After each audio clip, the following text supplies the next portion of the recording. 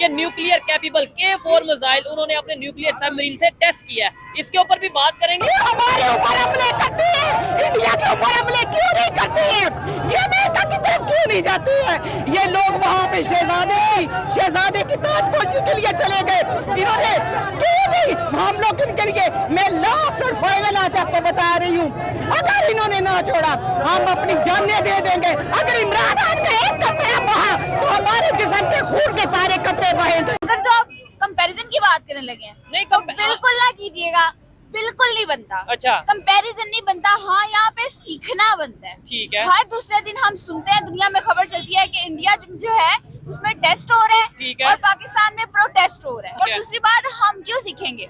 हमें तो आदत है ब्लेम गेम की, ठीक है। हमारी ये सूरत हाल है, बड़े अफसोस के साथ, हमने अगर कोई इन्वेंशन करनी है, कोई टेस्ट करना है, तो किसी और के कंधों पे सवार होके करना है। जैसे हम चाइना के साथ मिलकर मून पे भी जा पहुंचे हैं, शायद बहुत से लोगों को इस बात का आइडिया ना हो कि पाकिस्तान भी चांद पे पहुंच गया है। नरेंद्र मोदी ज्यादा बड़ा दहशतगर्द है या इमरान खान, तो वो कहेंगे इमरान खान।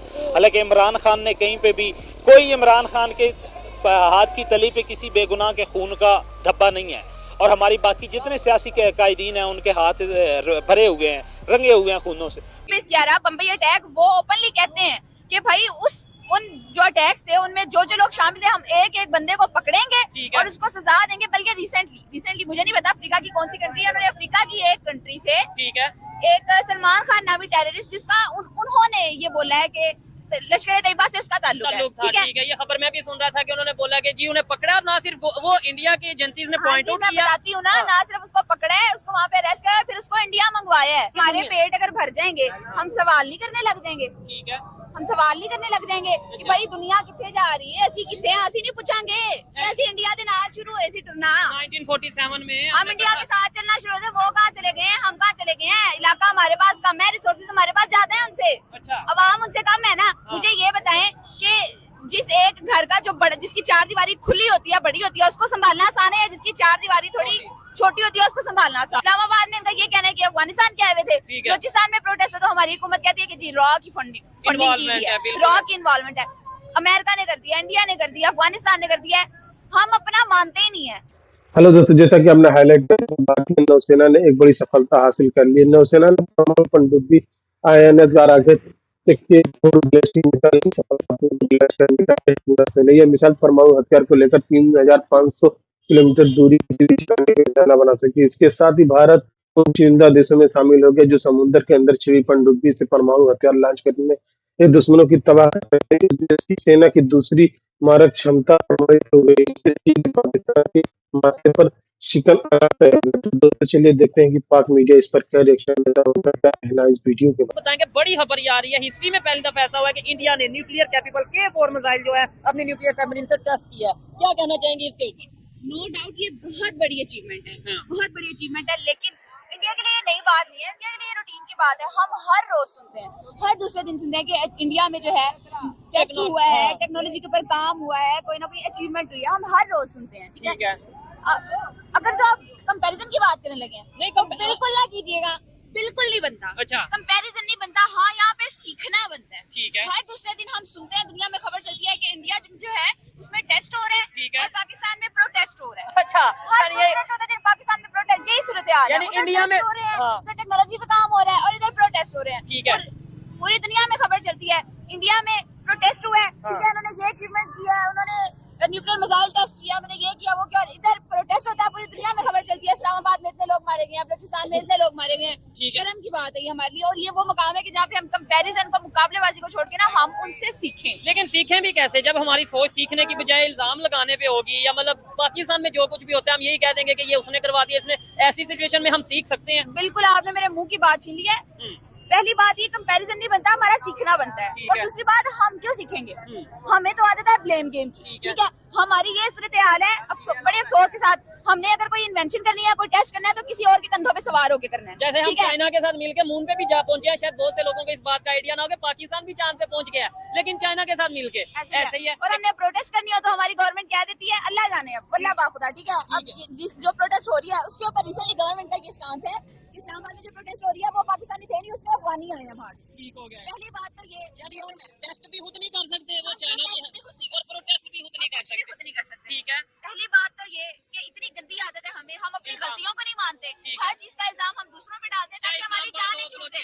इस्लामाबाद हो, बलूचिस्तान हो, इस्लामाबाद में इनका ये कहना है कि अफगानिस्तान के आए हुए थे, बलूचिस्तान में प्रोटेस्ट हो तो हमारी हुकूमत कहती है कि रॉ की फंडिंग की है, रॉ की इन्वॉल्वमेंट है। अमेरिका ने कर दिया, इंडिया ने कर दिया, अफगानिस्तान ने कर दिया है, हम अपना मानते ही नहीं है। और चलो मान लो, चलो मान लो, बाहर से आके लोग कर जाते हैं, तो ये शर्म की बात नहीं है। कितने हम सोए हुए हैं, हमारी गवर्नमेंट सोई हुई है, हमने हम क्या क्या क्या बूटी भी के सोए हुए हैं हम। बाहर से लोग आते हैं, आके इंतशार फैला के वो फिर वो चले भी जाते हैं। ठीक है, और फिर हम ये कहते हैं, मतलब और हम वही पहले बात है से ना मान रहे हैं कि ये बात। हमारे माइंड में एक चीज सेट कर दी गई है कि अपनी जो भी गलती है वो किसी पे डाल दो कि ये जी अफगानी ने कर दिया, ये अमेरिका ने कर दिया, ये उसने कर दिया। जब तक हम अपनी गलती को नहीं मानेंगे तब तक बेहतरी नहीं आएगी। और फिर लेट्स सपोज अफगानिस्तान ने किया तो पकड़ते क्यों नहीं? क्या दूसरे कंट्रीज में ऐसे होता है कि उनके उधर कोई अटैक हो और वो कहते हैं कि भाई ठीक है ये उसने किया, बात हटा। मैं बताती हूँ, जिस कंट्री की आप बात कर रहे हैं ना, आप उसी की एग्जांपल ले लें। इंडिया इंडिया की आज से 20-15 साल पहले भी वहाँ पर टेररिज्म के जो एक्शन, जो अटैक्स हुए हैं, ठीक है। वो उसको लेके अभी तक ठंडे नहीं हुए। बम्बई अटैक 26/11 26/11 बम्बई अटैक, वो ओपनली कहते हैं कि भाई उन जो अटैक्स थे उनमें जो जो लोग शामिल थे, हम एक एक बंदे को पकड़ेंगे और उसको सजा देंगे। बल्कि रिसेंटली मुझे नहीं पता अफ्रीका की कौन सी कंट्री है, अफ्रीका की एक कंट्री से एक सलमान खान नामी टेररिस्ट, जिसका उन्होंने ये बोला है कि लश्कर तैयबा से उसका ताल्लुक है, ठीक है। ये खबर मैं भी सुन रहा था कि उन्होंने बोला कि जी उन्हें पकड़ा, ना सिर्फ वो इंडिया की एजेंसीज ने पॉइंट आउट मैं किया। बताती हूँ ना सिर्फ उसको पकड़ा है, उसको वहाँ पे अरेस्ट किया है, फिर उसको इंडिया मंगवाया है। ओ ये बड़ी अचीवमेंट है, बड़ी ये बहुत बड़ी, आज से 20-15 साल पहले वाकया जो है वो उसका, मैं आपको उसका बता रही ठीक है, वो हूँ। तो कहते हैं घर में घुस के रिसेंटली अभी प्रोटेस्ट खत्म नहीं हुई, अभी प्रोटेस्ट चल रही ठीक है। है। उसकी सूरत हाल ये है कि अब जो पार्टी प्रोटेस्ट कर रही है, हाँ। उनका कहना ये है कि हमारा 200-300 बंदा मारा गया, ठीक है, और हुकूमत ये कह रही है 2-3 मारे गए हैं। ठीक है। 200-300 मारा गया है या 2-3 मारे गए हैं, एक इंसान के मरने का दुख जो है ना वो बराबर ही होता है। ऐसे ही है। जिसकी जान गई है, सवाल ये नहीं है कि कितने लोग मारे गए हैं, इधर सवाल ये है कि 200-300 मारा गया हो, जो पार्टी ये कह रही है कि हमारे 200-300 कारकुन मारे मारे गए गए, हैं, या इसमें गवर्नमेंट साथ। कह रही है 2-3-4 लोग मारे गए हैं। मुझे ये बताएं वो पकड़े जाएंगे? हाँ, सवाल ये है कि जितने भी मारे गए हैं, जिन्होंने मारा है, जो जिम्मेदार है, क्या उन्हें सजा मिलेगी? हम हर चीज में कंपैरिजन का हमें शौक है ना, इस चीज में कंपैरिजन करें। ठीक है, वो अपने 20-20 साल पुराने जो इवेंट्स हुए हैं उनके मुजरिमों को वो नहीं छोड़ते। ठीक है। और हमारे पास अभी जो हो रहे हैं, हम अफगानिस्तान पे, अमेरिका पे, इंडिया पे डाल के हम चुप कर देंगे, ठीक हम हो जान छुड़ा लेंगे, कोई इन्वेस्टिगेशन तक नहीं होगी। करेंगे मुश्किल है, बहुत मुश्किल है। ये लोग रहेंगे, बहुत मुश्किल है कि हम तरक्की करें। हमारे मुल्क में आप ये बताएं कि कौन सी चीज़ है जो हमारे मुल्क में पैदावार नहीं है, वो बाहर मुल्कों में जाती है, वो लोग फायदे उठाते हैं। मैं आपको छोटी सी मिसाल दूं कि नीमक जो है, हमारे मुल्क में जो नीमक है, बाहर मुल्क वाले जो लोग हैं वो खिटियों के हिसाब से खरीदते हैं, और आगे उन लोगों ने फैक्ट्रियाँ लगाई हुई हैं, वो पैक टू के हिसाब से जो है ना वो फरोख्त करते हैं, वो फ़ायदा उठाते हैं। ये हमारे लोग जो हमारे जो सरबराह है, जो बड़े बड़े दावे करते हैं, ये फैक्ट्री अगर इधर लगाए, आम लोगों गरीबों की मजदूरी भी खुलेगी और सब कुछ होगा। मेरी बात है, हम जिसको दुश्मन मुल्क कहते रहे इंडिया, सर वो जो हमारा मजाक उड़ाता है कि कभी वो क्या चीज लॉन्च करे, कभी जहाज बना रहे हैं, हम आटे की लाइन में लगे हुए हैं। वो मजाक उड़ाएंगे ना, जब हमारे ऊपर वाले जो बड़े बैठे हुए मगरमच्छ, जब वो उनको दावत देंगे तो वो हमारी मजाक तो उड़ाएंगे। तो उनके ऊपर वाले ठीक है, कौन से उनके उनके भारत के, उनका इंतजाम चल रहा है, उनका कोई इतना बड़ा कोई इशू तो नहीं, कोई रोला नहीं। गरीब तो वो लोग भी हैं। वो तो कश्मीर पे भी कब्जा उन्होंने किया हुआ है, कश्मीर को आकर अपना दिया हुआ है, आटे की उनको तंगी नहीं है, स्कूल उनके पास अच्छे हैं। किसने आवाज उठाई है? इमरान खान साहब ने कुछ उन्होंने आवाज उठाई है, बाहर तक उन्होंने जो है, जैसे कायदे की हम स्कूल में पट्टी पढ़ के आगे गए, उन्होंने सब कुछ किया, जो है ना बताया उनको अमेरिका वालों का ये दहशतगर्दी, ये कुछ ये इधर से शुरू हुई है, आलो बे से शुरू हुई है। पाकिस्तान में दहशतगर्दी किस वजह से थी? दहशतगर्दी ये जो है, बाहर वाले मुल्क जो है वो पाकिस्तान को जो थोड़ा ही चाहते हैं कि ये सुख में रहे, ये उनकी मुखालफत की वजह से, इंडिया की मुखालफत की वजह से ना, और जो हमारे जो बीच में कुछ लोग बैठे हुए हैं, वो अपने मफाद के लिए जो है ना वो ये दहशतगर्दी। किसने मौका दिया कि वो ये इल्जाम लगाए कि हम दहशतगर्द हैं? ये पाकिस्तान ने ही मौका दिया है। जब हमारी आपस में लड़ाई रहेगी, हरकतें ऐसी होंगी, जब हरकतें होंगी तो मैं जाहिर है, जब आपकी हरकतें होंगी तो जाहिर है दूसरे तीसरे आसपास वाले तो वो तो कहेंगे कि इनके ऊपर हावी हो जाओ। ऐसे ही है। अच्छा, कहो ना जिससे मर्जी लड़ाई हो, लेकिन तजारत होनी चाहिए, जैसे भारत से भी तजारत होनी चाहिए, बांग्लादेश से भी। क्यों नहीं हुई है? आधे उधर मिले हुए हैं, आधे इधर मिले हुए हैं, तो ये तजारत नहीं ना इस तरीके से नहीं करनी होती चाहिए वैसे उनसे तजारत। जियारत करनी चाहिए, तजारत में कोई ममानत नहीं है, ये कारोबार है, सिर्फ कोई असूल कोई तरीकाकार है। ये ना क्या तजारत करो और अपनी जेब में ही डालते रहो, गरीब बंदे को पूछो नहीं कि तुम्हें रोटी मिल रही है या नहीं मिल रही है। ये क्या हमें रोटी देगा? आलू देखो किधर पहुंच गए हैं, जो रोडों के ऊपर रुल रहे थे वो किधर पहुंच गए हैं। एक बंदा 1000 रुपए की दिहाड़ लगाता है। इनको इतनी शर्म और इतनी गैरत नहीं आती है कि एक बंदा रोड के ऊपर जो है ना 1000 रुपए की जो है ना दिहाड़ लगाता है, उसके 3-4 बंदे खाने वाले हैं। आज मजदूर डे और हर एक को छुट्टी सिवाय मजदूर के। क्या मजदूर डे इन्होंने बनानी है? जब मजदूर भूखा मर रहा है तो इन्होंने मजदूर डे क्या बनानी है?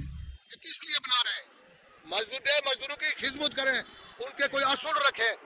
हमारे मुल्क में इन लोगों ने अपने लिए असूल रखे हुए हैं, गरीबों के लिए कोई कानून नहीं है, कोई तरीका नहीं। कब तक पाकिस्तान अवाम जो है खुराक के लिए रोती रहेगी? बहुत मुश्किल है ये, जब तक ये हमारे मगरमच्छ बैठे हुए हैं ये मुल्क आगे तरक्की नहीं कर सकता। हमारे से जो बाद मुल्क वो किधर से किधर पहुंच गए और हम उधर ही जो है ना, कभी आटा नहीं है, कभी चीनी नहीं है, कभी फलानी चीज नहीं है। इनको गैरत आनी चाहिए, इनको शर्म आनी चाहिए, इनको मर जाना चाहिए कि हमारे नीचे वाले लोग जो है ना वोट हमसे, हमारे वोटों से आगे ये जाते ना बेगैरत। तो जब हमारे ये तड़पाते हैं, हमारे रोडों के ऊपर रुलाते हैं, ये कितनी दुनिया रोडों के ऊपर मांगती है। पाकिस्तानी हुक्मरान बेगैरत हैं। बिल्कुल बेगैरत है, मैं सारे हम कह रहा हूँ बेगैरत है, किसी में गैरत नहीं है। हमारी माएँ बहनें जो है ना रोडों के ऊपर, शाहरों के ऊपर मांग रही हैं, इनको गैरत आनी चाहिए। कोई तरीकाकार नहीं है, इनका अपना पेट भरना चाहिए। मैं कहता हूँ इनका पेट कब भरेगा, कब भरेगा? मैं इनसे यह सवाल करता हूँ कि इनका पेट कब भरेगा? बाहर मुल्कों में भी इनके पैसे भरे हुए हैं, पाकिस्तान के अंदर भी इनके पैसे भरे हुए हैं, बिल्डिंग इनकी देखो किधर बढ़े हुए हैं। गरीब का पैसा जो सैलाब आते हैं वो लोगों के पैसे खाते हैं ये लोग। ये क्या है इनके अंदर? रोना नहीं आता सर पाकिस्तान में? रोना आता है कि मेरा दिल फट रहा है इस टाइम। मैं पहली दफा ये इंटरव्यू दे रहा हूँ। क्या इंटरव्यू दे? हमारे इंटरव्यू से क्या होता है? कुछ भी नहीं होता। किया कि बुरे हालात हमारे यहाँ 3 अहम तरीन ओहदे होते हैं। एक आपका आर्मी चीफ होता है, एक आपका मुल्क का चीफ एग्जीक्यूटिव यानी कि आपका प्राइम मिनिस्टर वजीर आजम होता है, और तीसरा आपका चीफ जस्टिस ऑफ पाकिस्तान होता है। बज़ाहिर अब तो चीफ जस्टिस ऑफ पाकिस्तान जो उसके इख्तियारात अमली तौर पे ख़त्म कर दिए गए हैं, तो जो भी नया चीफ जस्टिस आता है ना, ऑलमोस्ट अब 26वें चीफ जस्टिस हमारे यहाँ मुल्क में जो हैं, तो वो कहता है कि इस वक्त मुल्क जो है ना इंसाफ के बदतरीन हालात से गुजर रहा है। जो आर्मी चीफ आता है वो भी हर नया आने वाला यही कहता है कि मुल्क जो है वो सिक्योरिटी के लिहाज से बदतरीन हालात से गुजर है। और जो हमारा प्राइम मिनिस्टर आता है वो तो यही कहता है कि मुल्क ओवरऑल मुआशी तौर पे, इखलाकी तौर पे, सिक्योरिटी की सूरत हाल में बदतरीन हालात से गुजर रहा है। तो ये हमारा अलमिया है जो कि पिछले 78 साल से जिसको हम लोग फेस कर रहे हैं। और इसके पीछे जो मुहर्रिकात हैं, सबसे बड़ी वजह सिर्फ एक ही है, वो ये है कि अभी तक हमने इस बात का फैसला ही नहीं किया कि हमारा ठेकेदार कौन है इस रियासत का। हम सिर्फ मिस्त्री बदलने में लगे रहे हैं और हमने अभी तक अपना मकान जो है ना वो मुकम्मल नहीं किया। और एक बहुत बड़ा अरसा होता है 78 साल का। हमारे साथ आज़ाद होने वाले ममालिक में आप लोग हमारा हमसाया रवायती हरीफ इंडिया को देख ले तो अब वो दुनिया की दूसरी बड़ी इकोनॉमिक पावर बन चुका है। ठीक हो गया, दिफाई तौर पे वो एक मजबूत तरीन स्टेट बन चुका है। फॉरेन रिजर्व के हिसाब से इकोनॉमिकली वो एक मजबूत तरीन मुल्क जो है वो एशिया का शुमार किया जाता है और आने वाले दिनों में वो एशिया का टाइगर बनने जा रहा है। अब मौजूदा हालात आपने ये देख लिया कि हमारे यहाँ, लेकिन यह है कि वहाँ पे डेमोक्रेसी है, आवाम की जो राय है उसका एहतराम किया जाता है। हमारे आप जो हालात हैं कि एक सियासी पाकिस्तान तहरीक इंसाफ ने अपनी रैली जो है, एहतजाज जो है उसकी कॉल दी और बेसिकली उनका या पसे पर्दा देखा जाए तो उनके जो एहतजाज था वो अगर आप न्यूट्रली उसको एनालाइज करें तो यही है कि वो हकीकी मानों में दुरुस्त है। उसकी रीज़न ये है कि जितने बड़े पैमाने पे उनसे इक़्तिदार छीना गया है और उन लोगों को इक़्तिदार दिया जाएगा जिनकी आवाम में जड़ें क्या, उनके आप ये कह लें कि शाखें भी नहीं है, और नॉन इलेक्टेड लोगों को ला के बिठा दिया। फिर दूसरा जुल्म उनके साथ ये हो रहा है कि पिछले 1.5 साल से उनको गैर इखलाकी तौर पर, गैर कानूनी तौर पर जो है उनके कारकुनान को जो है वो कैदो बंद की सोबतें जो है वो बर्दाश्त कर रहे हैं, उन पर जुल्म सितम किया जा रहा है, उनकी चादर चारदीवारी के तकद्दुस को जो है वो पामाल किया जा रहा है।